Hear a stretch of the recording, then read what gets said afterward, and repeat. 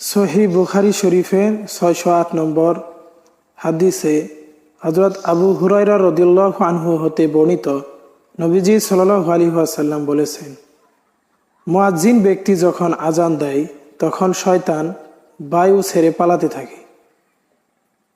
যখন ইকামত দেওয়া হয় তখন সে আরও দূরে সরে চলে যায়। যখন ইকামত শেষ হয় তখন সে আবার ফিরে আসে এবং মুসল্লিদের অন্তরে কুমন্ত্রণা দিতে থাকে, বলতে থাকে, অমুক কথা স্মরণ করো, তমুক কথা স্মরণ করো, এটা করো, ওটা করো, এ কাজ আছে, ও কাজ আছে।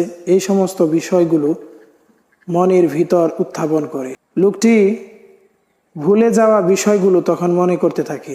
লোকটি এমন পর্যায়ে পৌঁছিয়ে যায় যে সে কয় রাকাত নামাজ পড়েছে সে নিজেও বলতে পারে না।